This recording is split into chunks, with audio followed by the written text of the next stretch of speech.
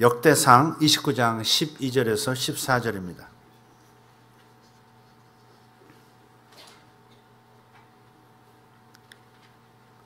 구약성경 역대상 29장 12절에서 14절 말씀 함께 봉독합니다.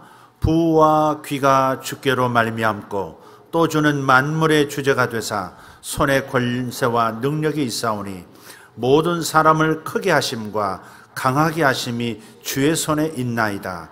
우리 하나님이여 이제 우리가 주께 감사하오며 주의 영화로운 이름을 찬양하나이다. 나와 내 백성이 무엇이기에 이처럼 즐거운 마음으로 들을 힘이 있었나이까. 모든 것이 주께로 말미암았사오니 우리가 주의 손에서 받은 것으로 주께 드렸을 뿐이니이다. 아멘. 저도 자녀를 기르고 또 여러분도 자녀를 기르시죠. 이제 목회를 하다 보니까 자녀를 기르는 분들 가운데 나 운동선수 될 거야 그런 아이들이 있더라고요. 지금은 이제 내려놨습니다만은 다른 비즈니스 영역에서 이제 군대 가기 위해서 준비하는 원상 형제 같은 경우 보면 축구한다고 했거든요. 몇 년을 축구하는데 부모님들이 계속 따라다니더라고요. 돌아가면서 따라다니기도 하고 같이 가기도 하고 아마 그래야 되나 봐요. 뒤에서 감독, 코치님들과 함께 아이들을 섬기하는 일들이 많고 또 응원을 해야 애들이 기가 살고 또 어떤 부모는 오는데 어떤 부모는 안 오면 내 자식 기죽을까 봐 또 혹은 왕따 당하고 감독 눈에 벗어날까 봐 막 가서 얼굴 보여야 되고 그런 일이 많더라고요. 요즘은 저 선거대장님 아들 우열이가 농구한다고 해서 또 지방 순례가 많더라고요. 보니까 돌아가면서 그러니까 아이들을 따라다니면서 돌봐줘야 하는 거예요. 또 연예인 한다는 애들, 예능에 나간다는 애들 아주 어려서부터 학원 같이 따라다니고 계속해서 같이 마치 매니저가 된 것처럼 움직여줘야 하는 그런 상황도 있더라고요. 가만히 보면서 제가 그런 생각이 드는 거예요. 야, 참 자식이 자기 영역에서 커지기를 원하고 자식이 그 분야에서 남 뒤처지지 않도록 강해지도록 밀려나지 않도록 강해지게 하기 위해서 부모는 저렇게 뛰어야 하는 거구나.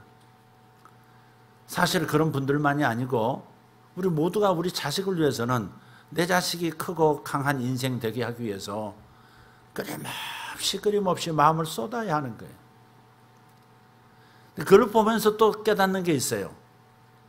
제 인생에게 그런 마음, 부모라는 존재가 되게 하시고 부모로서 자식이 잘 되어지도록 노심초사하면서 기도하면서 애타면서 그렇게 섬기고 돌보도록 그렇게 하나님께서 부모라는 존재의 마음을 지으셨어요. 그걸 보면서 깨닫는 것이 나를 지으시고 나를 구원하신 우리 살아계신 하나님 아버지께서도 자식인 나를 바라볼 때 나를 크게 하시고 나를 강하게 하시기 위해서 얼마나 마음을 쏟으시고 당신이 주신 천지만물을 동원해서 천사들을 동원해서 역사하시겠구나 그 생각을 하면 힘이 나고 소망이 생기고 담대해지게 되는 것입니다. 여러분 하나님의 마음을 자꾸 생각하십시오. 이 세상에 살아가는 모든 위치들은 또 상황들은 다 은유입니다. 하나님의 마음을 알게 하기 위한 은유예요. 흔들리는 나무를 볼 때, 흘러가는 물을 볼 때, 사람 살아가는 모습, 사람 살아가면서 마음을 쏟는 영역들을 생각하면 하늘 아버지의 마음이 어떠하실지, 하늘 아버지의 지혜와 능력이 어떠하신지를 우리는 알게 되는 거예요. 그래서 이 세상은 은유예요. 살아가는 보이는 모든 세계의 것들은 다 비유예요. 하나님을 알도록 가르쳐주는 선생님이라고요. 동의하시면 아멘 합시다.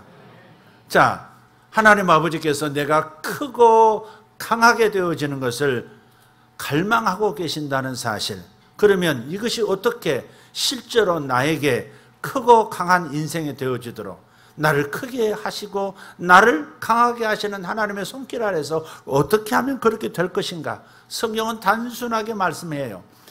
두려워하지 말고 믿기만 하라. 네가 하는 거 아니라 내가 하는 것이니까, 내가 약속한 바요, 내가 약속했으니 내가 이룰 것이니 오직 믿기만 하라. 그렇게 말씀하시는 거예요.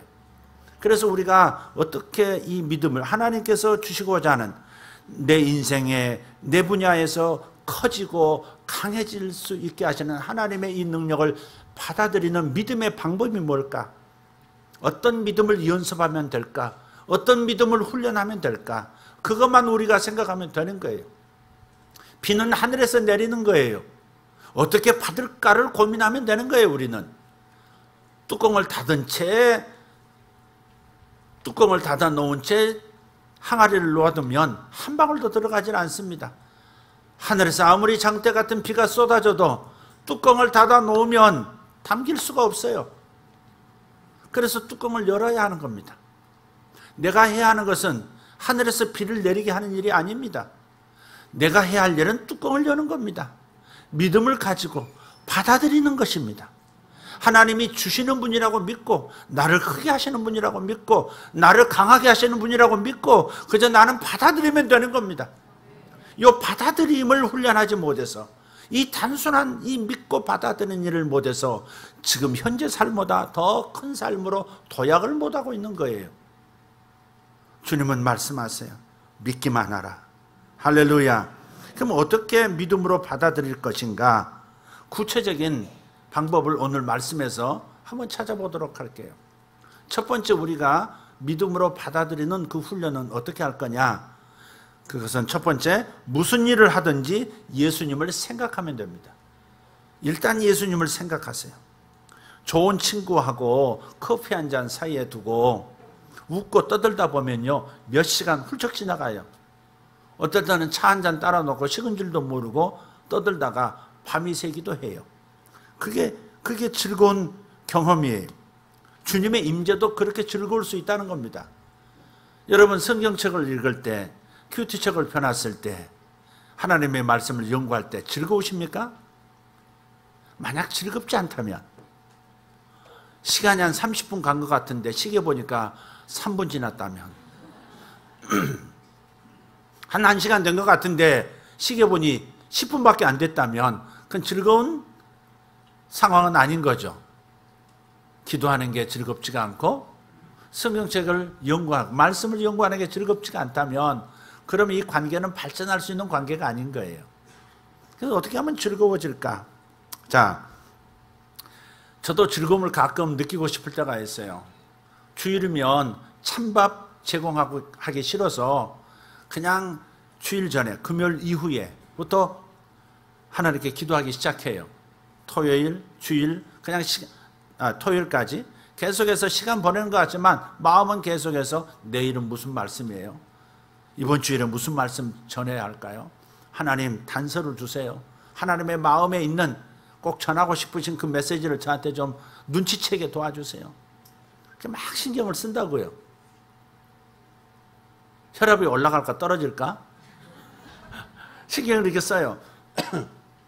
그러다가 이제 어떨 때 일찍 올 때도 있지만 대부분 토요일 저녁 이렇게 와요. 고요해지면서 다 집안 식구들도 잠들고, 그럴 때 이렇게 한 방울씩 떨어지듯이 뭔가 이렇게 진하게 뚝뚝 떨어지는 느낌을 받아요. 근데 몸은 힘들죠. 이제 빨리 자고 싶은데 몸은 힘들어요. 그러나 영혼은 점점 더 명료해진단 말이에요. 그럴 때 마음에 즐거움이 없으면 계속해 나가지를 못해요. 그래서 어젯밤에도, 아니 오늘 새벽이죠? 주님께 좀 여쭤봤어요. 주님, 저와 함께 계시는 거 저는 믿습니다. 그런데 머리 말고요, 가슴에서 느껴지도록 경험 좀 하게 해주세요. 하나님께 요청을 드렸어요. 그리고 잠시 있는데 내 마음에 어떤 그림이 나타났어요. 그런데 의외의 장면이 내 마음속에 떠오르는 거예요. 하나님께서 몽둥인지 채찍인지 뭔가를 거머쥐시고 강하게 자신 발 앞에 있는 누구를 내려치고 계시는 거예요. 지금 내 마음의 그림이에요. 지금 강하게 내려치고 계시는 거예요. 하나님이 이렇게 폭력적이셨나? 한 번도 보지 않은 그림이거든요. 생각지도 않았던 그림이에요. 성경에서나 하나님의 원수를 몽둥이로 내려치신다, 그런 말씀을 읽었지 내가 이렇게 뭔가 영적 경험으로서 본 적은 없어요.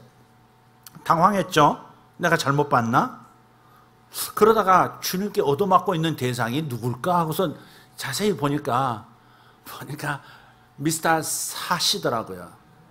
사탄이 주님에게 얻어맞고 있는 거예요. 아주 강하게 내려치시는 거예요. 그래서 왜 만나 이렇게 생각하는데 주님의 입에서 이런 말씀이 나오는, 왜 내 아들을 건드려? 이런 거예요. 왜 내 아들을 건드려? 하면서 내려치고 계시는 거예요. 그 사정없이 내려치시면서 저 나락으로 떨어질 때까지 내려치시는 그 모습을 보면서 이런 생각이 들었어요. 그렇지, 나도 내 아들 건드리면 참을 수 없는데 사탄마저도 싸다 싸, 그런 생각이 들면서 마음에서 이렇게 기쁨이 슬며시 올라오는 거예요. 그러면서 생각이 드는 거예요. 꼭 사탄이 아니어도, 악한 영이 아니어도 내게 들러붙는 잘디잔 그런 질병들도 있고, 연약함도 있고, 골치 아픈 일도 있고, 혼란스러움도 있고, 그런 혼란스러움과 질병 에너지들을, 약함 에너지들을 내려치시는 주님의 모습을 보면서 즐거워지더라 이 말이에요. 아멘 하시는 분들에게도 이런 역사가 있기를 바랍니다. 이 하나님의 나의 적들을 내려치시는 사랑에 감사한 거예요. 기쁜 거예요. 그러면서 설교문을 계속 작성해 나가다가 다시 주님께 여쭤보고 싶은 마음이 또 생겼어요. 또 즐거움이 좀 필요한 거예요. 에너지가 필요한 거예요. 또 이 얘기를 설교문에 넣으려고 하니까 이 이야기가 어떻게 보면 환상적이고 자기적인 것 같아서, 그래서 제가 다시 한번 여쭤보고 싶은 마음이 생긴 겁니다. 예수님, 저와 함께 계시죠? 근데 저와 함께 계신 것을 다시 한번 알게 해주십시오. 경험하게 해주십시오. 그 순간에 다시 제가 어디 눈이 내리는 산 중턱에 이렇게 서 있는 거예요. 사슴의 모습을 하고서, 들짐승의 모습을 하고서 눈이 흩날리는 그 산 위에 이렇게 있는 거예요. 그래서 이건 또 뭐야? 갑자기 왜 눈이 내리는 산이지? 이 사슴은 또 뭐야? 멍한 척이십니까? 그런데 그 뒤에 시편 68편 하는 글씨가 쓰여지는 거예요. 그래서 곧바로 눈을 뜨고 성경책을 펼쳐봤어요. 그 1절에 보니까 이렇게 말씀하는 거예요. 하나님이 일어나시니 원수들은 흩어지며 주를 미워하는 자들은 주 앞에서 도망하리이다. 아멘. 아까 하나님께서 내려치신, 나의 삶의 역사는 사탄을 내려치시는 그 모습을 확인시켜주는 구절이더라고요. 적어도 저는 그렇게 느꼈어요. 그리고 쭉 읽어 나가다가 14절에 가서 눈에 다시 확 들어왔어요. 전능하신 이가 왕들을 그 중에서 흩으실 때에는 살몬의 눈이 날림 같도다. 할렐루야. 지금 보고 있는 그 환상이, 그게 눈이 내리는 그 환상이 하나님께서 적들을 내리치실 때 흩날리는 눈발을 연상하게 하더라는 겁니다. 그래서 다시 기쁨이 솟아오르는 거예요. 여러분, 주님을 만나는 기쁨 속에서 우리는 이렇게 사는 거예요. 아멘. 주님을 만나면 오는, 세상 사람은 모르는 독특한 즐거움이 그리스도인에게는 있어요. 하나님을 만나면, 예수님을 만나면 나타나는 기쁨, 세상에서는 절대 얻을 수 없는 기쁨이 그리스도인에게 있는 겁니다. 그런데 이런 경험이 한두 번이 아니에요. 여러분도 기도 중에 그런 걸 경험하실 거예요. 주님을 찾을 때마다 그분은 나를 즐겁게 해주세요. 어떨 때는 웃음보가 터질 때가 있어요. 나를 슬프게 하지 않으세요. 주님의 마음이 슬픔을 보이고 싶을 때는 그런 걸 보여주시기도 하지만 대부분은 즐거우신 분이세요. 나에게 즐거움을 주고 싶어 하세요. 기쁨은 에너지거든요. 기쁨은 힘이거든요. 할렐루야. 그런데 이것은 저나 여러분만의 경험이 아닙니다. 다른 사람의 경험이기도 해요. 다윗을 한번 들어보죠. 다윗도 자주 그런 경험을 하면서 살았다고 고백합니다. 시편 16편 11절 말씀을 보면 주의 앞에는 충만한 기쁨이 있고 주의 우편에는 영원한 즐거움이 있나이다. 기쁨과 즐거움 같은 단어예요. 그러나 주의 앞에는 충만한 기쁨, 완벽한 기쁨이 있고 주님의 오른쪽에는 영원한 즐거움이 있다는 겁니다.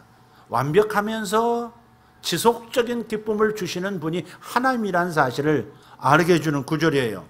다윗이 이렇게 고백했다고 하는 것은 충만한 기쁨을 주님이 주시는 것을 경험했고 지속적인 즐거움이 내 가슴을 계속 때리도록 만들어주시는 것을 경험했기 때문에 이렇게 고백한 겁니다. 다윗이 경험했으면 저도 경험할 수 있고 제가 경험했으면 여러분도 경험하고 있는 것이고 다윗은 주님과 함께 있으면 항상 즐거웠습니다. 막 짜증나는 그런 만남은 싫습니다. 여러분도 그러시죠? 만나면 그냥 왠지 에너지 쫙쫙 빨려나가 빨대 꽂힌 느낌 있잖아요. 빨대 꽂은 느낌이 아니고 빨대 꽂힌 느낌이 아십니까? 에너지가 쫙쫙 빠져나가는 그런 대화 아주 힘들잖아요. 계속해서 신세한탄만 하고 계속해서 불평만 하고 그런 사람 앞에 서 있으면 어때요? 쫙 에너지 빨려나갑니다. 혼란스럽고 내 마음 막 가라앉고 같이 짜증나고 이렇게 됩니다. 여러분은 서로에게 기쁨을 주는 관계 되시기를 축복합니다. 좋은 얘기 하세요. 즐거운 얘기 하세요. 희망찬 얘기 하세요. 하나님 함께 하시면 어떤 일이 일어날 것이라는 기대를 얘기하세요. 얼마나 내가 어려운지 아느냐, 얼마나 내가 고통스러운 줄 아느냐, 이것을 각인시키기 위해서 말하지 마십시오. 여러분 그 관계 오래 못 갑니다. 짜증납니다. 힘듭니다. 그러니까 여러분 젖먹던 힘을 다해서 힘들더라도 기쁨의 얘기를 던지세요. 그러면 기쁨이 오히려 더 생산되는 겁니다. 우물은요, 기로 올리면 기로 올릴수록 새로운 물이 올라오는 거예요. 사람의 영혼은 그렇게 돼 있어요. 기쁨을 기로 올리면요, 신선한 기쁨이 또 고이게 돼 있습니다. 그러니까 여러분 어려움을 고백하지 말고 괴로움을 말하지 말고 소망을 말하시고 기쁨을 나누시기를 축복합니다. 할렐루야. 자식한테도 문제를 자꾸 끄집어내지 말고 너에 대한 기도 제목을 얘기하고 네가 얼마나 잘 될 것인지 하나님께서 보여주신 얘기하고 기도할 때 감동된 얘기해주고 그럴 때 자식의 영혼 속에도 기쁨의 우물이 기쁨의 샘이 터지는 거 아니겠습니까? 할렐루야. 영원한 존재는 오직 사람으로 나타나 주신 예수님 한 분뿐입니다.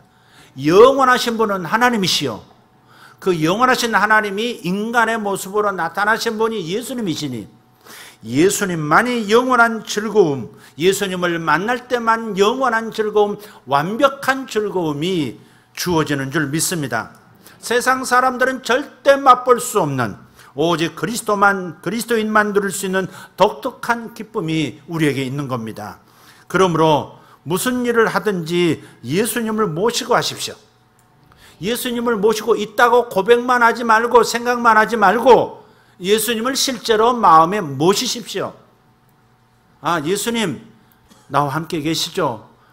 무슨 일을 할 때마다 설거지를 할 때도 커피 한 잔 탈 때도 복잡한 일을 해결하기 위해서 고민할 때도 주님 함께 하시죠? 주님 제 안에 계시죠? 주님을 의식하면서 주님을 생각하면서 마음에 모시는 거예요. 할렐루야. 마음에 모시세요. 잘 안 되면 이렇게 합장이라도 하세요. 그냥 이렇게 하면 또 불교 신자 같고 또 그러니까 저는 이렇게 모으는 것이 이렇게 집중하는 것도 좋고 마음이 모아지는 느낌이 있긴 있어요. 근데 불교에서 먼저 써가지고 이렇게 하는 순간에 제가 목사가 아니고 큰 스님 같이 되니까 저는 이렇게 하다가 스님이 생각나면 이렇게 깍지를 껴요. 그냥 어쩔 때 이렇게 끼다 내가 뭐 하지 하고서 이렇게 이렇게 끼어요. 그리고 어떨 때는 손가락 끝만 이렇게 모을 때가 이렇게 모으면 또 천주교인 같으니까 이렇게 모으고 주님 감사합니다. 주님과 제가 만났습니다. 이렇게 마음으로 주님을 모시는 거예요. 이게 의식적으로 주님을 생각하고 의식적으로 주님을 초청하고 의식적으로 곁에 계신 분을 그렇게 생각하면서 동행하는 거예요. 그게 주님을 모시는 거예요. 아멘. 그래서 시편 16편 8절에 보면 다윗이 그렇게 고백해요. 내가 여호와를 항상 내 앞에 모심이여 그랬어요. 하나님은 이미 내 앞에 계시죠. 내 곁에 계시죠. 내 뒤에도 계시고 내가 하나님 안에 풍덩 뛰어들어 있는 상태예요. 하나님은 항상 계세요. 내가 의식하든 의식하지 않든 태양이 나를 비추고 있듯이 항상 의에 태어나신 그분은 항상 나와 함께 하세요. 그러나 하나님이 함께 계신다는 것과 내가 예수님을 내 마음에 모신다는 건 다른 문제예요. 장독에 뚜껑을 닫아놓고 비를 맞으면 무슨 소용이 있겠느냐 하는 겁니다. 무슨 유익이 내게 있으리요? 그러니까 뚜껑을 열라 이 말이에요. 마음의 문을 열고 주님 나와 함께 하세요. 내 안에 충만에 임해 주세요. 항상 무슨 일을 할 때든지 그렇게 하라면, 심지어 화장실에 앉아서 얼마나 좋습니까? 인생에게 있어서 최고의 욕구는 배설 욕구라는데, 먹는 건 참을 수 있어도, 마시는 거 참을 수 있어도 배설은 못 참습니다. 엘리베이터 타고서 자기 층 나타날 때까지 벽을 붙들고 힘들어하는 분 보신 적 있으십니까? 아니면 여러분이 그런 경험 있으십니까? 저 여러 번 있습니다. 여러 번 있습니다. 제발 화장실에 갈 때까지 제발 내 뒤야 버텨다오, 이런 때가 있습니다. 배설 욕구 굉장히 큰 거예요. 저기 의사 선생님 계시니까 배설 욕구가 인간에게 가장 큰 거예요. 예, 그건 막을 수가 없습니다. 그 얼마나 좋습니까? 그걸 배설할 때 기분 얼마나 좋으냐. 그때도 주님을 모시라 주여. 저와 함께 해주셔서 감사합니다. 그러는 거예요. 제가 우스갯소리로 이렇게 말씀하지만 경망되다고 생각하지 마시고, 모든 경우 모든 상황 속에서 내 마음의 주님을 모시면요, 쓰디쓴 마음이 달디단 마음이 되는 거예요. 쓰디쓸 때가 있잖아요. 괴로울 때 있잖아요. 불안할 때 있잖아요. 그럴 때 주님 나와 함께 계시죠, 이렇게만 해도 단물로 바꿔지는 거예요. 내 과거사가 쓰디쓴 인생이었어도 주님 모시면요, 달디단 인생으로 변하는 거예요. 그게 성경이고 그게 우리들이 경험하는 하나님이에요. 주님께서는 우리와 함께 하시면서 말씀하세요. 나의 과거가 그분이 예비하신 나의 미래를 망치지 못한다고. 주님이 나를 위해서 예비하신 것을 나의 과거사가 발목 잡지 못한다고 말씀하고 계세요. 베드로를 보세요. 베드로는 자기 인생을 단 하룻밤 사이에 망쳐버렸습니다. 3년 스승 예수를 나 모르는 사람이야 손 털어버렸어요. 그런 비열한 인간이 어디 있습니까? 그런데 이런 일을 자기도 모르게 저지르고 난 다음에 그 어두운 예루살렘 골목 담벼락에 서서 아무도 보지 않은 곳에서 머리를 담벼락에 찌으면서 그 죄책감과 수치감과 절망감으로 괴로워하는 그 하룻밤을 보내고 또 이틀을 보내고, 그 베드로에게 다시 희망이 생겼어요. 3일째 주님이 부활하셨거든요. 부활하셔서 부활하신 줄도 모르고 예수님의 시신 좀 방부제 바르겠다고 찾아온 두 여인에게 낯선 청년이 얘기해 줍니다. 예수님 부활하셨는데 예수님은 안 보이고 낯선 아름다운 청년이 있어요. 사실 천사였던 거죠. 천사가 그 두 여인에게 얘기해요. 누가복음에 나오는 얘기인데요.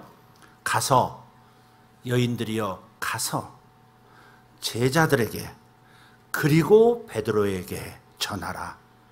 부활하신 예수님께서 너희들을 갈릴리에서 만나자고 하신다.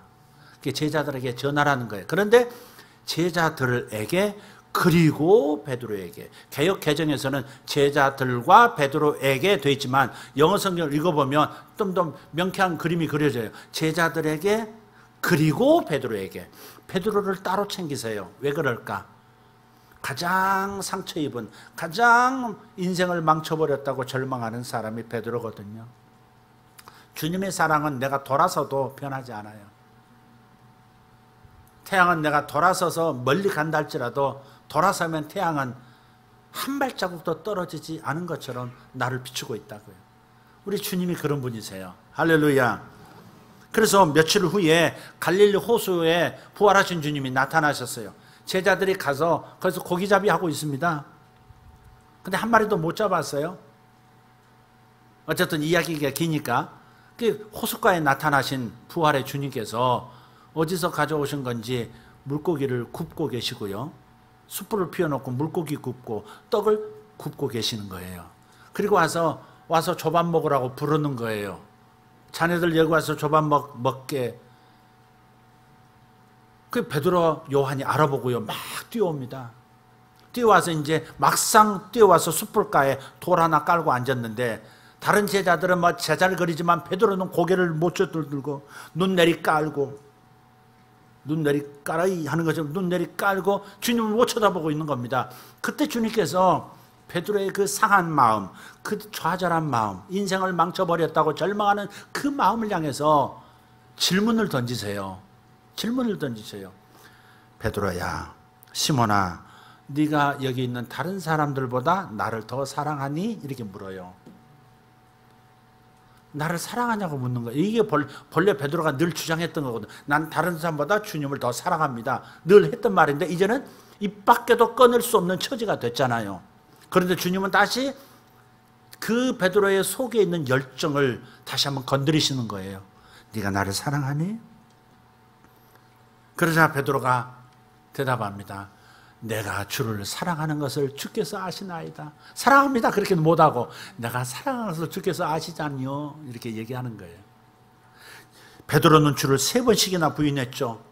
그래서 주님께서도 그런 베드로에게 3번을 사랑합니다 주님이라고 고백하도록 하신 겁니다. 베드로의 기억 속에 있는 과거를 치유하시고 사랑을 다시 심으시고 사명을 다시 부으시는 거예요. 내 양을 치라, 내 양을 먹이라. 계속해서 베드로가 다시 일어나도록 만들어주시는 거예요. 이렇게 주님이 개입하시면, 주님이 만지시면 쓰디쓴 물이 단물 되듯이 쓰디쓴 인생이 달디단 인생 되는 겁니다. 그래서 주님 모시라는 거예요. 주님만 모시면 달디단 인생 됩니다. 마음부터 달디단 마음이 되는 거예요. 여러분 이걸 왜 놓치면서 사는 겁니까? 왜 혼자 고심하고 계시는 거예요? 알면서도 왜 주님을 모시질 않는 거예요? 주님이 눈앞에 계시는데 왜 마음에는 모시지 않은 채 마치 뚜껑 닫은 채 장대비를 맞고서 목말라 하는 그런 사람들처럼 왜 그렇게 있느냐고요. 모시면 되거든요. 그 순간에 모시라고요. 주님 저하고 함께 계시죠. 주님 제 안에 계시죠. 제 곁에 계시죠. 이렇게 하면 해도 주님은 만져주시고 역사하시는 거예요. 할렐루야. 우리 주님께서 그 옛날 이스라엘 백성에게도 이렇게 해주셨어요. 이스라엘 백성이 애굽에서 나와서 광야에서 40년 사는 그 시간이 시작될 때 첫 번째 만났던 상황이 바로 마라예요. 마라는 쓰다 그런 뜻이에요. 오아시스 하나를 만났어요.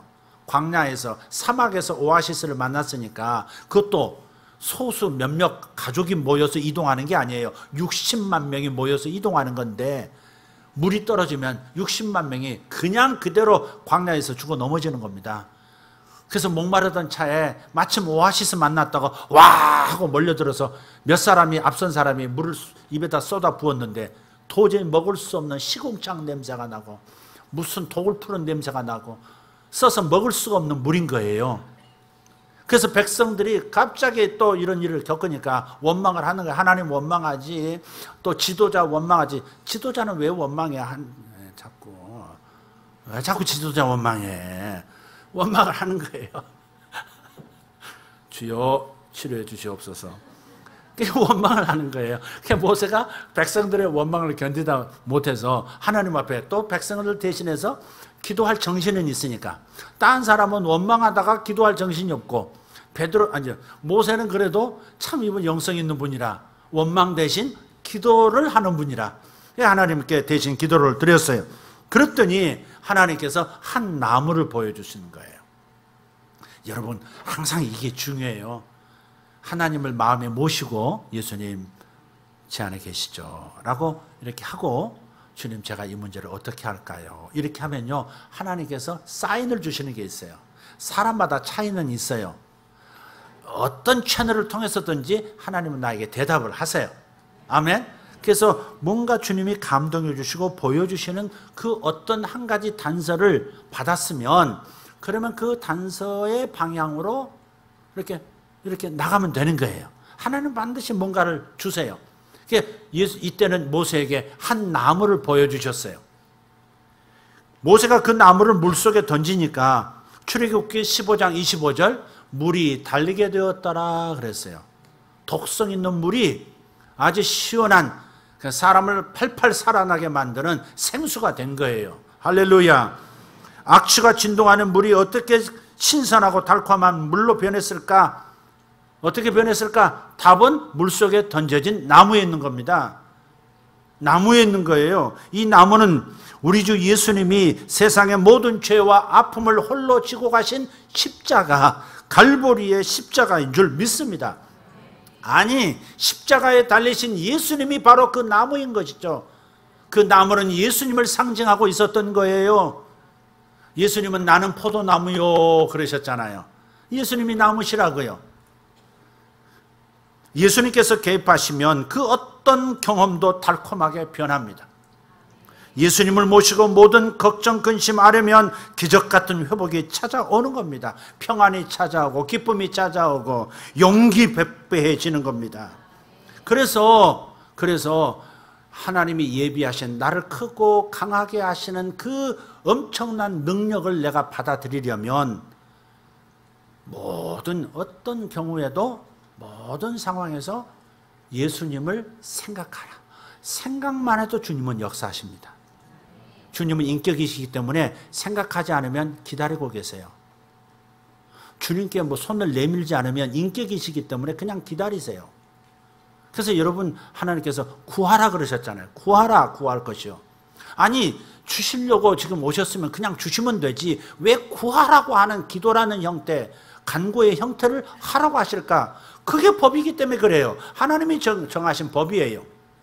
땅의 세계와 영의 세계가 다른 점이 그거예요. 영의 세계는 생각만 해도 이루어져요. 그러나 물리적인 세계는 생각하고 그것을 뭐예요? 반드시 이루어지도록 요청해야만 이루어지는 세계가 물리적인 세계인 거예요. 그래서 주님이 기도라는 시스템을 만드셨어요. 주님께 구해야 돼요.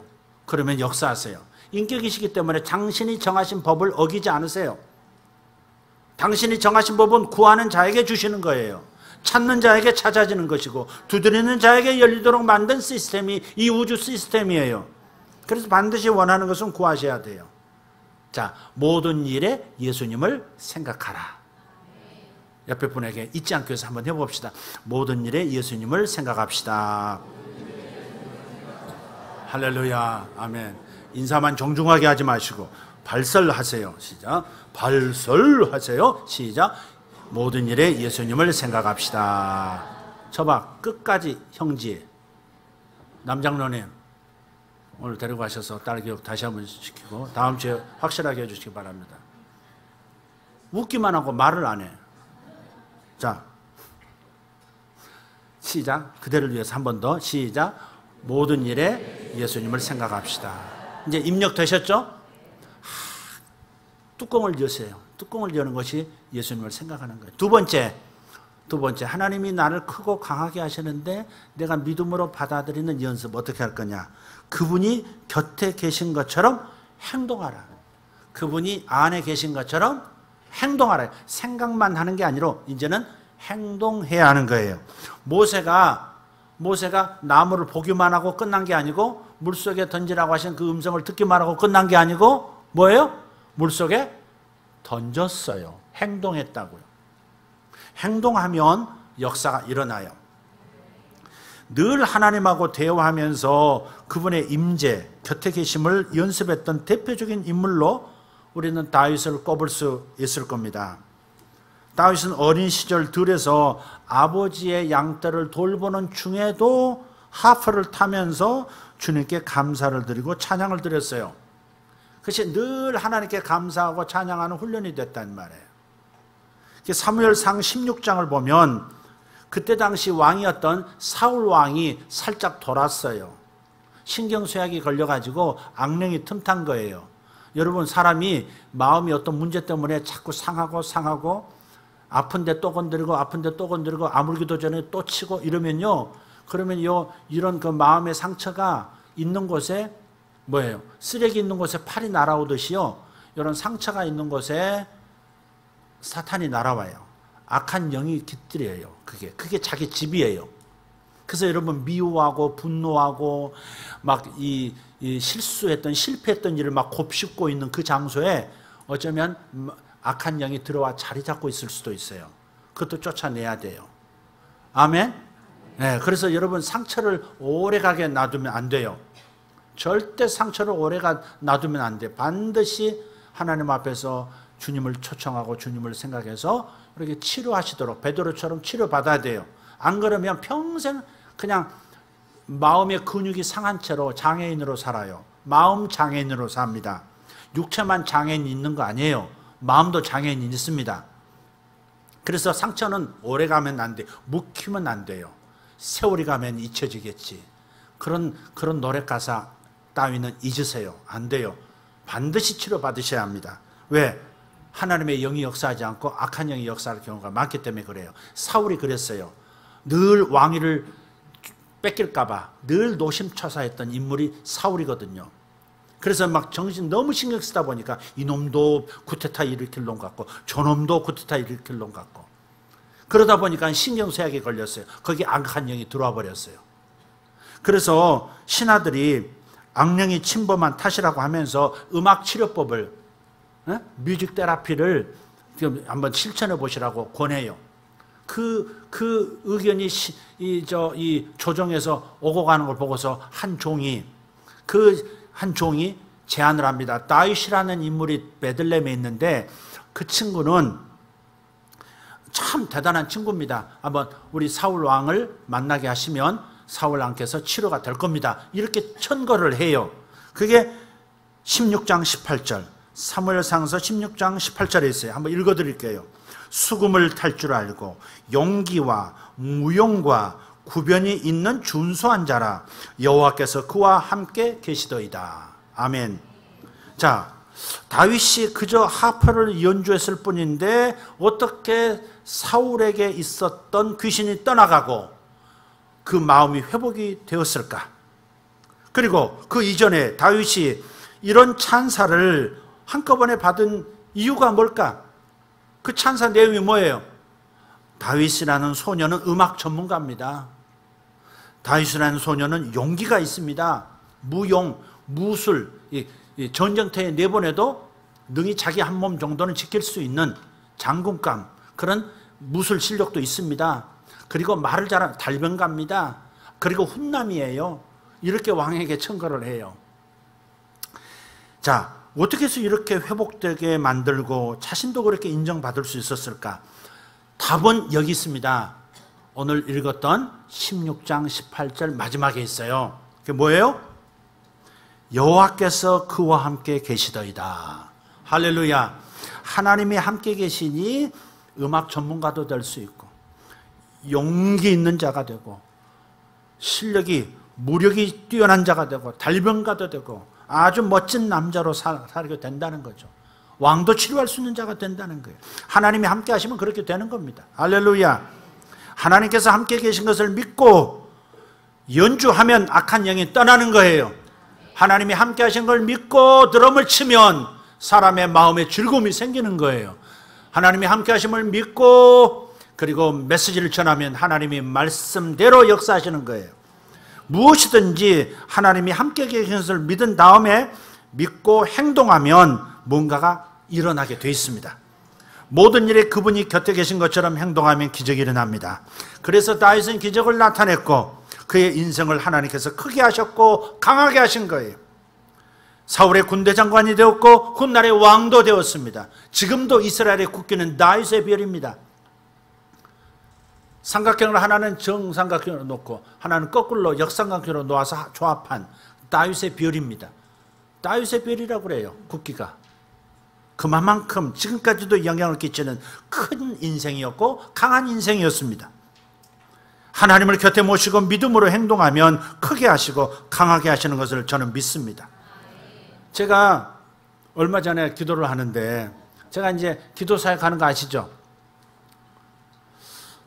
근데 이제 우리 간사님이 예약을 받으세요. 월요일 날 아침에 예약을 받아서 며칠 합니다. 그래서 이제 목요일 오전 11시에 이름 누구, 11시 15분에 누구, 30분에 누구 이렇게 쭉 명단을 저한테 이렇게 A4 용지에 담아서 저한테 넘겨주세요.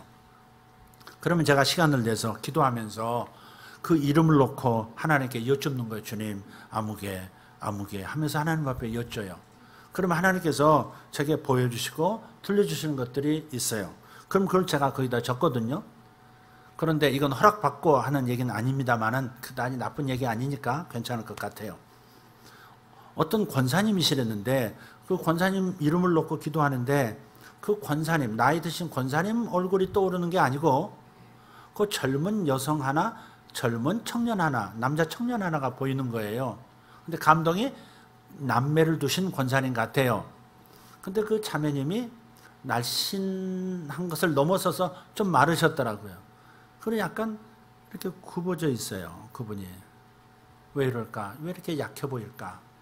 그래서 다시 권사님 놓고 기도하는데 그 아들을 보여주시는데 그 아들은 요 허벅지 요 뒤쪽으로, 옆 뒤쪽으로 화상이 있는 거예요. 그걸 보여주시는 거예요. 그걸 적어놨어요. 그리고 그분이 왔을 때 제가 얘기하기 시작했죠. 당신의 딸은 이러이러한 모습이고 그것은 직장에 이런 문제 때문에 이렇게 됐습니다. 이렇게 얘기하고 또 아들은 언제 화상을 입었는지 모르지만 허벅지 뒤쪽에 이렇게 화상이 있습니다. 그분이 얼마나 놀라겠어요. 집에 CCTV 달아놓고 마치 정보 훔쳐간 사람처럼. 저도 집에 와서 그래요. 아내한테 이번에 그랬어요. 하나님 별걸 다 보여주신다. 정말 진짜 신기하다. 어떻게 그런 게 보이지? 제가 그래요. 여러분 신기하지 않아요? 저도 신기해요. 어떻게 이런 걸 보여주시지? 왜 이거 그대로 보여주시지? 참 이상하다. 뭐 죄를 보여주시거나 그런 건 아니에요. 저는 그런 거 보고 싶어 하지도 않고. 근데 이런 걸 보여주신 까닭은 뭘까? 내가 너를 알고 있다는 거예요. 내가 너를 사랑하고 있고 그래서 너의 자식이 이런 상처가 있는 것까지도 알고 있고 내 자식들이 이러한 환경 속에서 이렇게 고통을 겪으면서 일하고 있다는 것을 알고 있다. 그러니 이 다음에 내가 하는 예언적 약속도 믿어라. 그래서 보여주시는 거예요. 저는 그렇게 생각해요. 여러분도 그렇게 해석되시죠? 항상 그렇게 디테일하게 보여주시는 건 아니지만 어떨 때는 참 신기하다. 어떻게 이런 거 보여주시지? 어떤 분이 계세요. 그 어떤 분은 이름을 놓고 기도하는데 아주 10년 전이에요. 그 10년 만에 이분이 다시 찾아오셨는데 어떤 땅이 큰 땅이 보이는데 그 땅을 가로지르는 철길이 이렇게 있는 거예요. 그 철길 때문에 땅 이쪽은 다른 사람에게 결국은 넘어가고 이쪽은 자기 차지가 되는 그런 모습을 보여주셔서 그분이 오셔서 물었어요. 아주 생생해서 제가 지금도 기억해요. 그분에게 물었어요. 무슨 큰 땅이 있는데 이렇게 철길이 가운데 지나가면서 땅이 두 쪽으로 쪼개지더라. 그래서 이게 팔기도 뭐하고 안 팔기도 뭐하는 묘한 가격이 떨어진 땅이 되고 말았다.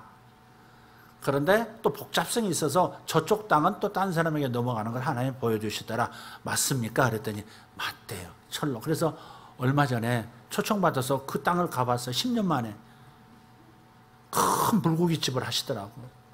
오부지게 먹었으문이다. 근데 그 철길이 이렇게 지나가는 거예요. 그리고 저쪽 땅은 결국 달라붙은 수많은 사람들이 나눠 먹으시라고 넘겨주고 이쪽 땅은 지금 가지고 있다는 거죠. 자, 제가 왜 이 얘기를 할까? 저는 믿음으로 하나님 주셨다고 하나님 함께 하셨다고 믿고 선포하는 겁니다. 행동하면 역사가 일어나더라고요. 제가 성령 세례를 뽑을 때 방언 못하는 분들 방언 받게 할 때 여러분요 10년 20년 기도했는데 방언 못한다는 분에게도 제가 절대 굽히지 않습니다. 방언 나올 때까지 제가 5분을 채 넘기지 않습니다. 솔직히 5분을 채 넘기지 않고 그분이 입에서 방언이 나오도록 유창하게 나오도록 만듭니다. 이제는 제자들이 다 그렇게 하고 있습니다. 왜 그렇게 할 수 있을까? 주님이 나와 함께 하고 계시고 예수 믿은 저분에게 주님이 이미 함께 하신다고 내가 느끼지는 못하지만 하나님의 말씀이 분명히 증거하고 있으니 예수 믿는 자 안에 예수의 영이 들어간다고 말씀하시니 불경은 방언의 역사가 저 입에 이미 있다. 그걸 끄집어내기만 하면 된다. 그런 확신이 있기 때문에 제가 행동하는 겁니다. 여러분 믿음이 있으면 행동하게 되어 있습니다. 믿음이 없는 사람은 행동하지 않습니다. 에야 뛰어내려봐 뛰어내려봐 아빠가 받쳐줄게 아빠가 받아줄게 무서워하지 말고 그냥 놔. 그래도 못 놓는 애는 안 믿는 겁니다. 그냥 놔버리고 뛰어내리는 애는 아빠를 믿는 겁니다. 그러니까 행동이 없는 것은 죽은 믿음인 겁니다. 행동이 없는 믿음은 죽은 믿음이에요. 살아있는 믿음은 반드시 행동을 수반합니다. 그래서 예수님께서 곁에 계신다고 믿고 행동할 때 기적이 일어난다. 할렐루야. 할렐루야. 바로 그런 거예요. 제가 뼈가 자라나는 사역을 할 때도 그래요. 다리가 짝짝인 분들, 손이 짝짝인 분들, 뼈가 자라나게 할 때, 그럴 때 절대 양보하지 않습니다. 안 고쳐진다고 걔가 놔버리지 않습니다. 시간이 없어서 놀 때는 있지만, 그러나 뼈가 자랄 때까지, 다리가 뻗어 나올 때까지 저는 기도합니다. 왜? 하나님 함께 하신 걸 아니까, 난 믿으니까 끝까지 행동하는 겁니다. 잠깐 사이에 그냥 1cm, 2cm, 3cm가 쭉 자라나 있습니다. 어떻게 자라나는지 몰라요. 그냥 쭉 자라나 있습니다. 잡아 뺀 것도 아니에요. 다리를 민 것도 아니에요. 그냥 자라나 있습니다. 신기한 일들은 일어납니다. 왜? 믿고 행동하면 하나님이 하시는 겁니다. 믿는데 행동하지 않으면 그 믿음은 죽은 믿음이라 하나님이 역사하실 수가 없는 겁니다.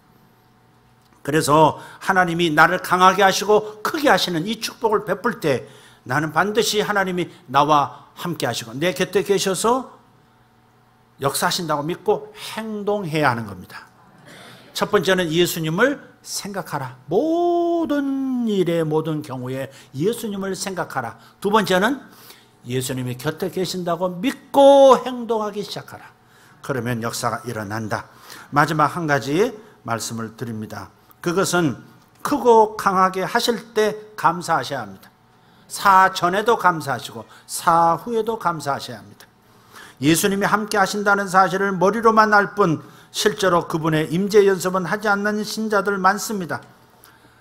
제가 경험하기로는 주님의 임재 연습을 하기에 감사만 한 것도 없어요. 잘 생각해 보면 주님께 감사하지 않을 일이 하나도 없습니다. 아침에도 일어나면 그렇습니다. 아름다운 실록의 계절을 주신 예수님 감사합니다. 좋은 일과 좋은 친구를 주변에 가득하게 하시는 주님, 주님의 이 사랑을 참으로 고맙습니다. 정말 고맙습니다. 이제 사람 만나는 낙이 참 있잖아요. 좋은 사람 만나면 즐겁잖아요. 주님의 이 사랑 감사합니다. 먹을 음식과 먹을 수 있는 건강 주신 것을 감사합니다. 그래서 여러분 하루도 감사하기를 게을리해서는 안 됩니다. 하루도 한시도 감사하기를 게을리해서는 안 됩니다. 오늘 우리가 누리고 있는 모든 것이 다 주님께로부터 왔으니까 24시간 누리는 모든 것이 다 주님께로부터 왔으니까 그 모든 것에 감사하려면 하루 24시간이 모자랄 지경인 겁니다. 앞이 캄캄한 상황에서도 우리는 주님의 임재를 연습할 수 있어요. 근심 걱정으로 마음이 무거울 때는 주님 앞에 문제를 내려놓고 그 어떤 문제보다 크신 하나님을, 그 어떤 문제도 그분보다 크지 않다는 사실을 떠올리면 되는 겁니다. 그분의 힘과 능력, 평강에 기대면 서서히 마음의 시름이 풀리기 시작합니다. 다윗은 오늘 13절에서 11절, 12절에서 부와 귀가 주님에게서 나온다 이렇게 고백함으로써 자신의 재정적인 곤란을 맡길 수 있었습니다. 주님의 손에 권세와 능력이 있습니다 라고 곁에 임재하신 주님을 묵상함으로써 힘을 얻고 자신들의 적들을 두렵게 만들었던 그런 왕이 되었습니다. 여러분 5마디 말을 기억하십니까? 손가락으로 매일 하자고 했던 그 5마디 말 기억하십니까? 첫 번째, 주여. 첫 번째, 미안합니다. 미안한 거 투성이잖아요. 우리 미안한 거 투성입니다. 그죠? 운전하면서 남한테 미안하게 하고 빨리 달리고 싶어가지고 남 기분 나쁘게 하고 미안합니다. 용서해 주세요. 독창시키지 말고 같이 해야지. 미안합니다. 용서해 주세요. 그 다음 감사합니다. 여기 감사합니다가 가운데 긴 손가락이에요. 감사합니다. 네 번째 사랑합니다. 축복합니다. 이 5마디 말만 할 줄 알고 살아도 인생은 복되져요. 아멘. 요 특별히 사랑합니다라는 말 있죠. 요 말은 이 사랑합니다라고 말을 하는 사람 자신에게 먼저 치유가 찾아와요. 사랑합니다 할 때 막 내 안에 뭐 녹는 게 있어요. 위에서 말했던 베드로를 한번 생각해 보세요. 예수님은 베드로를 치유할 수 있는 언어가 사랑합니다 주님 이것인 줄 알았기 때문에 내가 나를 다른 사람보다 더 사랑하느냐라고 질문하심으로써 베드로가 사랑합니다라고 말할 수 있도록 유도하신 거예요. 3번 부인했으니, 3번 수치를 겪었으니 3번 사랑한다고 고백함으로써 베드로의 마음에 완전한 치유를 가져오신 거예요. 그것도 숯불 핀 데서 부인했었는데 숯불 핀 곳을 만들어 놓으시고 그 앞에서 3번을 사랑한다고 고백하도록 유도하신 거예요. 사랑합니다라고 말만 해도 치유가 일어나요. 부모는 자식에게 평생 잘못했어도 자식을 제대로 살펴보지 못하고 잘하는 것도 지켜보지 못하고 동화책을 읽어주지도 못했고 학교 행사에 찾아가지도 못했던 미안함이 나중에 떠오를 때 미안하다고 하는 생각과 함께 사랑한다고 말만 해도 치료가 일어납니다. 미안해하는 내가 치료가 우선 일어납니다. 그러니까 사랑한다는 말을 하셔야 돼요. 그래서 베드로는 자유로워졌어요. 그리고 새로운 출발을 할 수 있게 됐어요. 저는요, 이 5마디 말 중에서 감사합니다가 가장 강력한 능력을 가진 말이라고 믿습니다. 다윗은 이제 우리가 주께 감사합니다라고 얘기해요. 이제 우리가 주께 감사드리나이다 14절에 얘기하잖아요. 주께 감사를 올려드린다는 거예요. 그리고 크게 하시고 강하게 하시는 하나님께 크게 물질을 드림으로써 감사를 드렸어요. 없을 때는 입으로만 감사할 수밖에 없었지만 이제 큰 물질을 가진 왕이 되었을 때는 부와 귀가 주님으로부터 자기에게 주어졌을 때는 뭐예요? 물질로도 감사하는 거예요. 할렐루야. 마음을 담은 감사는 사람의 마음을 끌고 하나님의 마음까지도 끈다는 사실을 다윗은 알았다는 거죠. 성경에 보면 야곱 인물 아시죠? 야곱은 군대를 이끌고 자신을 치기 위해서 달려오고 있는 에서를 향해서 감사의 예물을 사용해서 아군으로 만들어버려요. 죽이려고 달려오던 사람이 예물 딱 2번 받고 나가지고 그 다음에 친구요 내 아우요 하면서 입을 맞추잖아요. 그것도 눈물 펑펑 흘리면서 죽이겠다고 400명 자기 사병들 끌고 막 쫓아오다가 갑자기 칼 내려놔 이 자식들아 빨리 집어넣어 임마. 그러고서는 그 다음에 아우 하면서 끌어안는 게 왜 그래요? 2번 걸쳐서 쫓아오는 동안에 2번의 선물을 받았잖아요. 그 감사의 예물이 마음을 녹여버리는 거예요. 여러분 이럴 줄 알아야 돼요. 할렐루야. 감사는 먼저 상대방의 존재를 인정하는 데서 출발합니다. 그런데요, 파티나 모임에 가서 아내를 철저히 무시하는 남편과도 같은 그런 그리스도인들이 의외로 많아요. 바로 곁에 있는 아내가 투명 인간이나 된 것처럼 친구들하고 경제, 정치, 스포츠, 주식 뭐 이런 얘기는 끝없이 하면서 지금 남편들 흉보자고 하는 얘기가 아니라 사람을 바로 곁에 두고서도 그의 존재를 인정하지 않을 수도 있다는 말을 하고자 하는 겁니다. 그것도 나를 위해서 죽어주신 전능하신 그분, 나를 돕기 위해서 지금도 와 계신 그분을 어쩌면 소 닭 보듯이 아니 인식도 하지 않은 채 홀로 그렇게 살아가고 있는, 어쩌다가 예배 와서나 겨우 생각하는, 이건 아니라고 믿습니다. 진정한 감사는 먼저 상대방의 존재를 인정하는 데서 출발한다. 이것을 잊지 마세요. 여러분요, 남편은 아내가 1순위입니다. 제가 늘 말하지만 내가 결혼하기 전까지는 부모와 내가 1순위예요. 관계가. 부모와 내 관계가 1순위예요. 결혼했다고 부모 공경함이 사라져야 되는 건 아니지만 어떤 선택을 하고 결정을 할 때 가장 중요한 것은 내가 결혼하기 전까지는 부모와 나의 관계예요. 그러나 일단 결혼하면 한 몸이에요. 한 몸이기 때문에 주님이 말씀하셨기 때문에 제일 중요한 관계는 아내와 나의 관계예요. 그런데 속 없는 남자들은요, 나이가 들어서도요 끝까지 부모 말을 더 따르고, 아내가 마음이 상하든 말든 그래도 부모에게 해야죠. 그래도 아버지께 해야지. 그래도 어머니께 해야지. 어디서? 이런 태도로 이루고 함으로써 그냥 여인의 마음을, 아내의 마음을 무참하게 짓밟는 거예요. 아주 투명인간 취급하는 거예요. 이 사람 한 사람 보고 지금 내가 평생을 맡겼는데 어쩌면 그럴 수가 있어요. 남자가. 손 들어봐요. 그런 남자 손 들어보라고. 진짜 속 없는 남자예요. 철없는 남자. 부모의 마음도 상하게 할 수밖에 없고 아내의 마음도 상하게 할 수밖에 없으면 아내의 마음을 위로하는 것이, 아내의 마음을 선택하는 것이 성경적인 겁니다. 부모를 떠나, 남자가 부모를 떠나 그 아내와 합하여 한 몸을 이룰지니라. 1순위는 부모에게서 아내와 나 사이가 되는 거예요.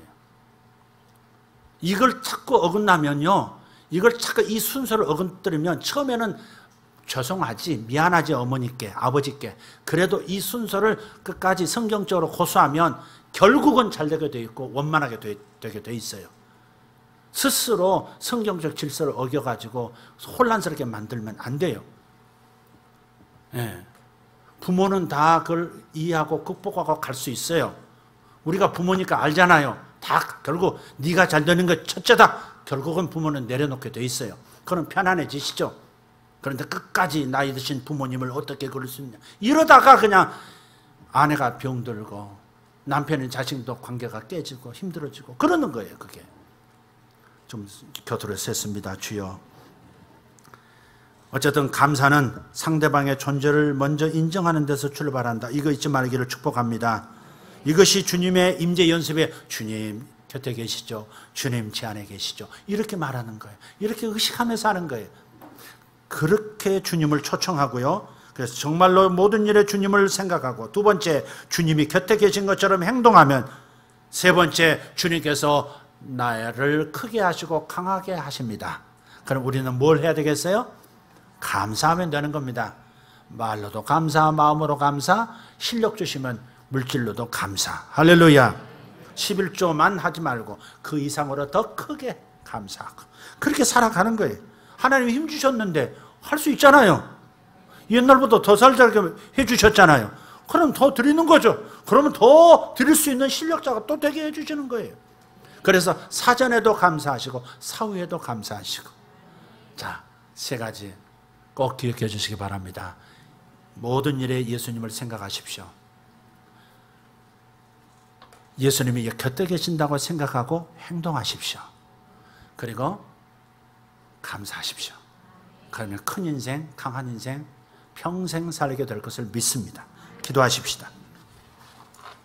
들으신 말씀 기억하면서 한번 여러분의 목소리, 자신의 목소리로 기도했으면 좋겠습니다.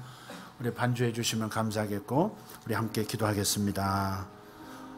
할렐루야. 주님 감사합니다. 부와 귀가 주께로 말미암고 또 주는 만물의 주저가 되사 손의 권세와 능력이 있사오니 모든 사람을 크게 하심과 강하게 하심이 주의 손에 있나이다.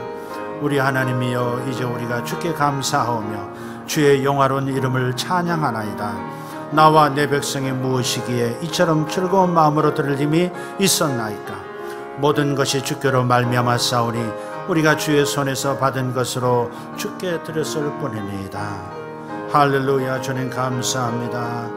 위대하신 하나님, 우리에게 영원한 즐거움과 충만한 기쁨을 주시고 아버지 평강의 마음을 주시며 세상에서 승리하고 아버지 크게 되고 강하게 되는 역사, 강하게 되는 인생 되게 하심을 감사합니다.